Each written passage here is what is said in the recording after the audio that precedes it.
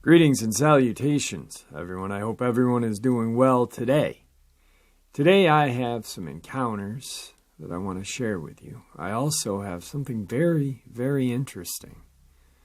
It's a lawsuit against the state of California about a Sasquatch. Before we get into today's upload, though, a couple links. As you know, I rely on my Patreon, my PayPal, and my merch to help this channel to continue to grow and go. All of those links are in the description below. I also have a second channel for creepypasta, fan fiction, and scary voice acting. Stories that, well, they just don't fit on the channel. Now, if that's anything that you're into, follow that link and give those stories a listen. You may or may not like what you hear. Also, Dogman, Frightening Encounters, Volume 1, is now available on Audible, Amazon, and iTunes. It was written by Tom Lyons, narrated and produced by me, Jeffrey Nadolny. That link is in the description as well. Now, I've taken enough of your time. Let's get on with today's upload. Shall we? Today's first part of the upload is a very interesting news article, or two articles that I stumbled across. The videos that will be mentioned in this news article, the links to those videos will be in the description below. Now, on with the show. Woman sues California Department of Fish and Wildlife for ignoring the existence of Bigfoot. San Bernardino woman is suing California Department of Fish and Wildlife and State Natural Resources Agency for not acknowledging the existence of Bigfoot. Claudia Ackley told the press enterprise she ran into the long-fabled creature while hiking in Lake Arrowhead of last year. Ackley said she was hiking late one March day when she and her two daughters ran into the Sasquatch. I ran into a Sasquatch, a Bigfoot. We were face to face. He was 30 feet up in a tree, Ackley told the paper. He looked like a Neanderthal man with hair all over him. He had solid black eyes. He had no expression on his face at all. He didn't show his teeth. He just stared at the three of us. Ackley said her daughter told her she saw two of the creatures run away following the encounter, adding that her daughter captured the encounter on video, which Press Enterprise published online. People have to be warned about these things. They are big, Ackley says. We are totally vulnerable to these things. A lawsuit filed on January 18th alleges the State Departments of failing to acknowledge the existence of the Sasquatch species, despite documented and scientific evidence, according to the Press Enterprise. This next article gets into it a little more. It's led to ridicule and harassment and anxiety, but she still believes. She knows that some people think she's crazy, but she still believes. It might even mean that cars with government plates are following her. She's not sure. She's got a picture of one of their license plates, but she still believes. And now she wants the state of California to believe as well. After her most recent sighting, the 46-year-old mother of two sued the California Department of Fish and Wildlife to get it to recognize Sasquatch, the enormous hairy humanoid creature, or creatures, allegedly seen by thousands of eyewitnesses as an actual species. A spokeswoman for the department would not comment on an ongoing litigation. Her first court hearing is set for Monday in San Bernardino. It might be easy to mock Ackley or call her a publicity seeker, but speaking to her, she comes across as completely sincere and a polite person. She's proud of her daughters and friendly. She seems to be genuinely grappling with something huge and unsettling, and she isn't asking for monetary damages. The video frame shows the moment Claudia Ackley was hiking in Arrowhead, California, and allegedly encountered the Bigfoot. All she wants, she says, is to let people know that something is out there, and it is not friendly. Last March, Ackley was out for a hike with her 2 daughters, ages 14 and 11, near Lake Arrowhead, California. She says they were at the trailhead with their dog when one of her daughters saw something that made her freeze in her tracks. Claudia ran forward and saw it as well. What, she says, was an alpha male Sasquatch looking back at her from behind the split of a tree. She got her daughters and got out of there. They were all terrified, she says. On their way back, she found out that one of her daughters had been taking a video at the time. The video only lasts for seconds, and it's unclear, Ackley daughter says. I swear to God, Mom, the dog walks in front of the camera. There's a dark space in the trees. It might be a shadow, it might be a bear, it might be nothing. But Ackley is adamant. I swear to God on my life we ran into Sasquatch. She called the State Department of Fish and Wildlife, which sent out an investigator. She showed the video to the investigator. She says she was told she saw a bear. Ackley scoffs at that. My daughters have seen bears. They are not scared by bears. This was not Ackley's first sighting as well. She says she's seen this creature multiple times over the years, the first time up close in Washington State, during a Bigfoot trek arranged as a vacation with her then-husband in 2014. She saw what she thought was a small 5-foot Bigfoot in the trees and locked eyes with it. She even made a plaster mold of the alleged footprint. The sighting has changed my life, she says. I realized at the point, looking at the creature, that there is so much of life that we don't know. Life is so beautiful.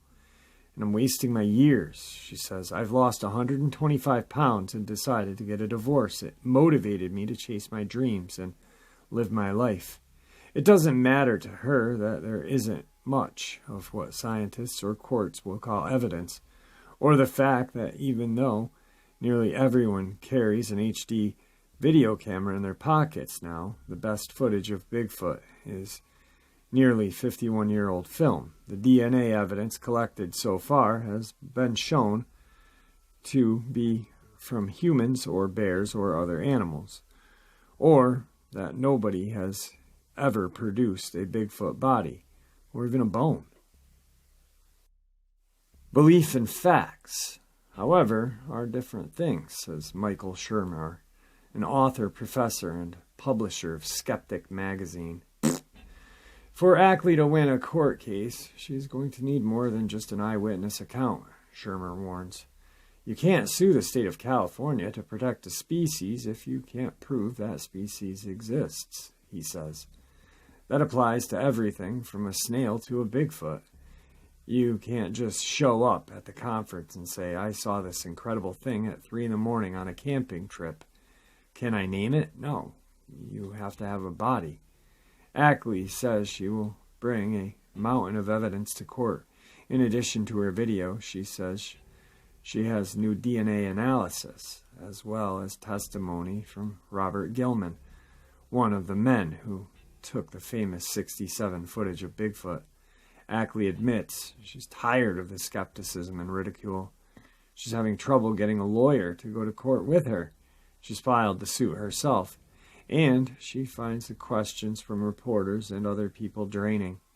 But she still believes and hopes her effort might keep people safe. They're supposed to be there to protect the public. They're not doing their jobs, she says. If I can save one life, it'll be worth it. Bigfoot, she maintains, is dangerous. People's lives are at risk. This is not a friendly, shy, vegetarian creature who runs away at the first sight of humans. They are a potential killer. For proof, she points to the murky world of YouTube videos and podcasts featuring secondhand stories from witnesses who claim to have been attacked by Bigfoot, or at least a creature a lot like Bigfoot. In these accounts, Bigfoot attacks people and maybe even kills them. It's hard to find any corroboration or even any names to go with these stories, but Ackley still believes in them. It's my opinion, she says. I've never researched it. I believe it's true. Well, you know what? Mr. Skeptic Magazine, Mr. Shermar, whatever your name is, butt plug. I've got a mountain of papers with subscribers that I can put names to that I won't because of anonymity. But if those guys ever want to come out, I'll be right with them at the forefront. It's been far too long that people who have had encounters get ridiculed and treated like second-rate citizens because we've seen something and we come to the forefront and say what we've seen. That just makes me upset. And then to the dark world of YouTube. We're dark? I didn't realize that the world of YouTube is dark. Actually, I've met some of the greatest and nicest people on my channel that I've met in my entire life. I mean, that really upsets me. I'm going to try to reach out to the woman. And, I'd like to interview her, to be honest with you. And offer her what little help I can help her with. Anyway. All I can do is give her a big round of applause because she's doing what she's doing now by coming out and facing the ridicule and everything else. She's showing us that it really does matter that we are heard and we should not be ridiculed. Today's second part of the upload. My encounter happened in mid-July of 2015. It was a gorgeous Saturday, and I was looking forward to traveling down from Wales to Yeovil, Somerset, to spend the weekend at a friend's house and have a relaxing weekend away. The drive was long and full of traffic on the way to Somerset. This was the first time I had ever been to his house where he lives alone. I soon discovered that he lives far from any main roads, as I drove my car through a winding country lane 3 miles away from the closest A road with barely any houses around the location, just to help you imagine how dark it was that night. Once I arrived, we both decided to go to his local pub, about a 20-minute walk from his place, to grab a meal as we both didn't feel like cooking. After we finished our dinner, I excused myself for an after-dinner smoke outside the front, when I noticed 2 men, one of which had a large Irish wolfhound. He seemed to be upset, speaking to his friend. Both looked in the late 60s, probably 70s.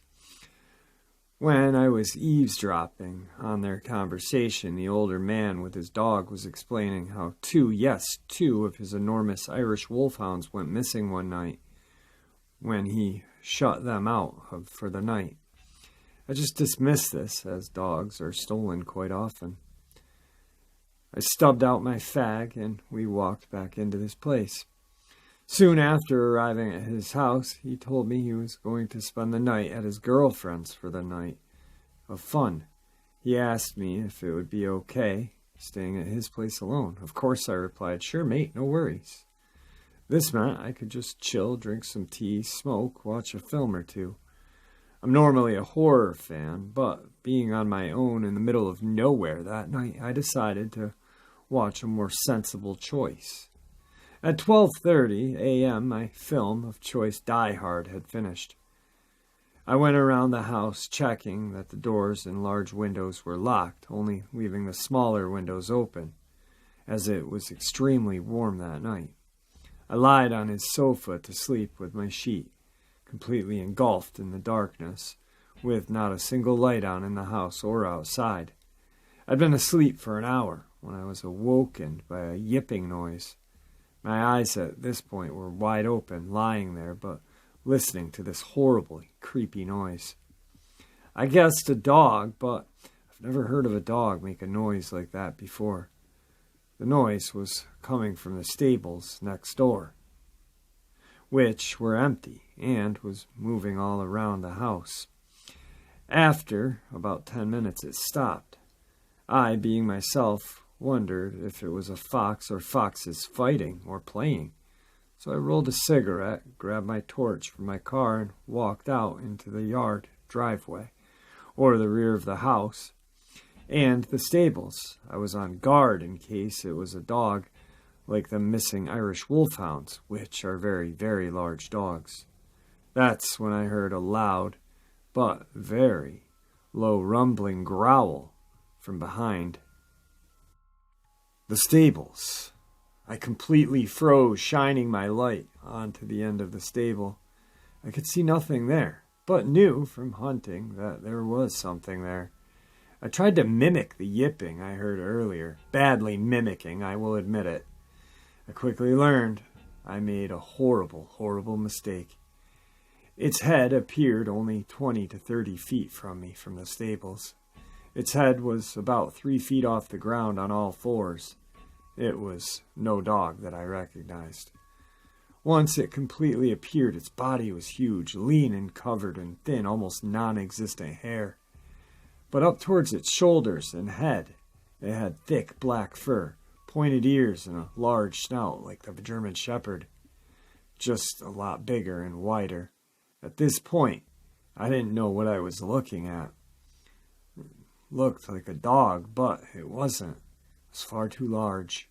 And the human-like arms and shoulder sockets confirmed it. It bared its teeth at me, rolling out a low and louder growl than before. I bolted back to the house, the fastest I've ever ran, slamming the door from behind me, locking it and closing the small window to the living room, drawing the blinds as well. I was breathing uncontrollably and panicking, being unsure if it had followed me back, knowing it would have caught me if it desired to. For the rest of the night I could hear yipping and distorted bark circling the house until about 4:30, when all fell silent.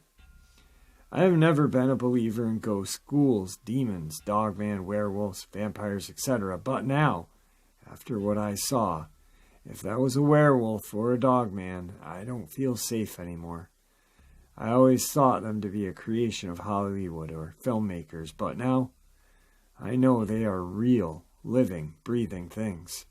I can say, hand on heart, I won't be returning to my friend's house, nor will I go into the countryside or the woods at night. Today's third encounter. I'm a 56-year-old of sound mind, with many of those years spent hunting and exploring Liberty County and other East Texas woods and bottoms. I continue my passion of wilderness backpacking with recent trips to the toughest areas in Big Bend National Park, and do solo backpack on Eagle Rock Loop in Arkansas, where I came face to face with a bear. I'm cautious but composed when I get into the woods, and not inclined to overreact to crucial incidences in the wild. The other night, Tuesday, while walking at the edge of the Liberty that leads down toward an uninhibited Trinity Bottom, I saw something. Disclaimer, although I did see something, I acknowledge that mind play tricks on perception, and imagination fills in the gaps around what the eyes see and don't see. I've taken several days to soberly sift the conclusion that I will now share. At about 10:30 p.m., I was walking along an area on the edge of the Liberty that leads down toward the Trinity Bottoms. My mind was completely at ease and drifting around various projects, backpacking memories, and dreams of purchasing a new gun. The night was clear and I was enjoying the moon and stars. I was carrying my trusty old golf club for safety. All of a sudden, a supercharged adrenaline rush focused all of my concentration on movement on my side of a tree located about 50 yards in front of me. You've experienced these moments, from daydreams to instantly tense, all in fight or flight. In a fraction of a second, my arms and hands began tingling, my ears rang with TV static kind of sound, and my vision and hearing became sharply acute. Whether or not my perception is accurate, this instantaneous psychological rush was 100% real. It was a time standstill, brief loss of motor skills moment. My adrenaline focus involuntarily targeted a large, shoulder-high to the lower limbs of a sizable tree. Bipedal, something walking deliberately around a tree and down toward the bottom. The walk was upright, but a little hunched from upper mid-back up, and the head was erect. Color, a burnish red-gray. More on the gray in the second. The walk was the swaying gait of the Star Wars Wookiee, but quite a bit less exaggerated, with knees slightly bent. The swinging arc of the right arm was very visible relative to my location. It was walking from left to right, and I saw that the arm, wrist, hand was somewhat longer than a normal human.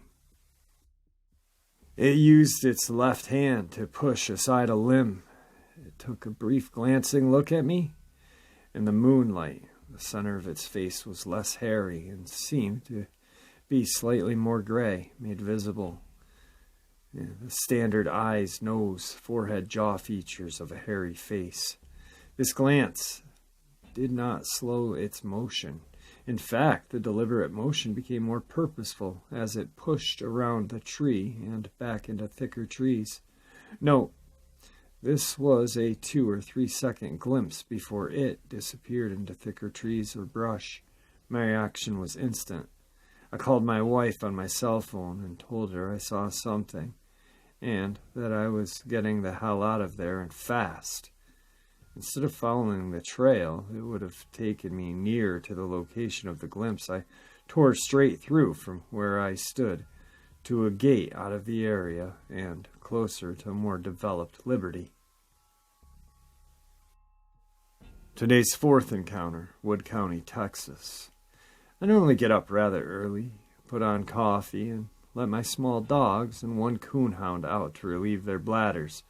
This morning, being rather cool, I didn't stay out with the dogs, but went back into my home. My daughter was visiting and was still asleep. The dogs began barking. In an effort to quiet the dogs, I stepped out onto the porch. The Chihuahua, Min Pin, and Sheltie Rat Terrier were in a small pen. The coonhound on a tether. The coonhound, instead of going to the end of her tether, was only about a quarter of a way extended. The small dogs were penned, but were all looking southward toward the woods. The dogs had a strange bark. Not like seeing a person on the road or a deer. Those barks are familiar.